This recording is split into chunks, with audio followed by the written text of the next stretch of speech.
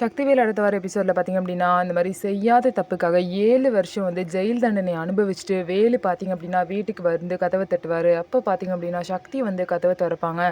அவங்க பார்த்திங்க அப்படின்னா வேலுவை பார்த்தோன்னா ஒழுங்காக இங்கேருந்து கிளம்பிடு, எதுக்காக இங்கே வந்த அப்படின்னு சொல்லிட்டு கேட்பாங்க. அதுக்கப்புறம் சக்தியோட தம்பியும் வந்து இங்கேருந்து கிளம்பு அப்படின்னு சொல்லும் போது, என்னோட குழந்தைய நான் பார்க்க தான் வந்தேன், குழந்தைய காட்டுங்க அப்படின்னு சொல்லிட்டு வேலு வந்து அவ்வளோ ஆசையாக கேட்பாங்க. உன் குழந்தெல்லாம் உயிரோடு இல்லை, அதெல்லாம் செத்துருச்சு அப்படின்னு சொல்லிட்டு மனசாட்சியே இல்லாமல் சக்தியோட தம்பி வந்து சொல்லுவாங்க. என்னது என் குழந்தைக்கு என்னாச்சு சக்தி, என்னாச்சு சக்தின்னு சொல்லிட்டு ரொம்பவே பதட்டமாக கேட்பாங்க. அதுக்கப்புறம் பார்த்திங்க அப்படின்னா வேலுவை வீட்டை விட்டு துரத்தி கதவை சாத்திடுவாங்க.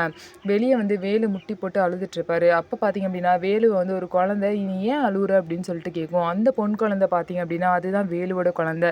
ஆனால் அது வேலு தன்னோட குழந்தைனே தெரியாமல் பார்த்திங்க அப்படின்னா அந்த குழந்தைய வந்து பார்ப்பாரு. அதுக்கப்புறம் வந்து இந்த மாதிரி வேலுவோட தங்கச்சி வந்து அவங்க குழந்தைன்னு சொல்லி அந்த குழந்தைய தூக்கிட்டு உள்ளே போயிடுவாங்க. ஸோ வேலுக்கு வந்து பார்த்திங்க அப்படின்னா அவர் வந்து ஒரு தப்பும் செய்யலை அப்படின்னு சொல்லிட்டு எல்லாருக்குமே தெரிய வந்தால் மட்டும்தான் வேலுவை வந்து எல்லாரும் ஏற்றுப்பாங்க. ஸோ செல்வி வந்து இப்போயாவது உண்மையை எல்லாருக்கிட்டையும் சொல்கிறாங்களா, இல்லை இன்னும் மறைச்சி தான் வைக்க போகிறாங்களா அப்படின்னு சொல்லிட்டு வெயிட் பண்ணி பார்ப்போம். நம்ம வீடியோ உங்களுக்கு பிடிச்சிருந்தா நம்ம வீடியோவை லைக் பண்ணிக்கோங்க. மறக்காமல் நம்மளோட சேனலை சப்ஸ்கிரைப் பண்ணிவிட்டு பாருங்கள்.